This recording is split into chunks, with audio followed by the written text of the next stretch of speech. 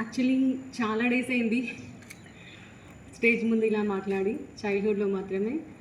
ఇక్కడికి రావడానికి main reason ఏంటి అంటే అక్షర టీమ్కి వీళ్ళు నాకు ఒక చిన్న హెల్ప్ చేశారనమాట.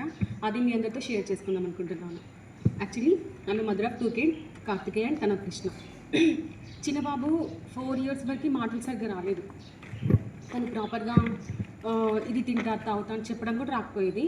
సో ఆ టైంలో ఎల్కేజీలో ఇక్కడ జాయిన్ చేసాము.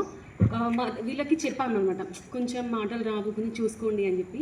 బట్ ఒక 2-3 months తర్వాత ఏంటంటే మేడమ్స్ కాల్ చేసి, మేడం ఓకేనా బాబు అంటే, ఏంటి మేడం మీ బాబు ఇంత బాగా మాట్లాడుతున్నాడు, మింగిల్ అవుతున్నాడు అంటే మా ఇంట్లో అందరూ షాక్ అయ్యారనమాట.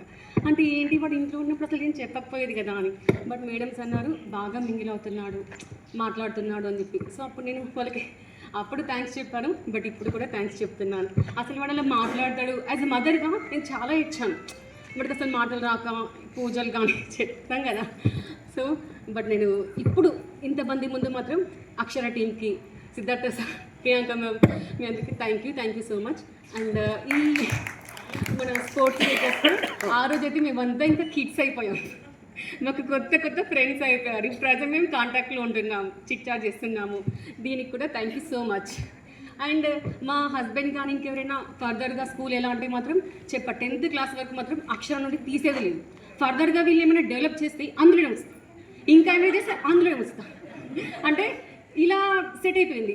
అంటే మీరు ఓన్లీ కిడ్స్కి, స్టూడెంట్స్కి మాత్రమే ఫోకస్, స్టడీ కానీ అది కానీ ఉండకుండా పేరెంట్స్కి కూడా ఒక రకమైన రిఫ్రెష్మెంట్ ఉండాలి.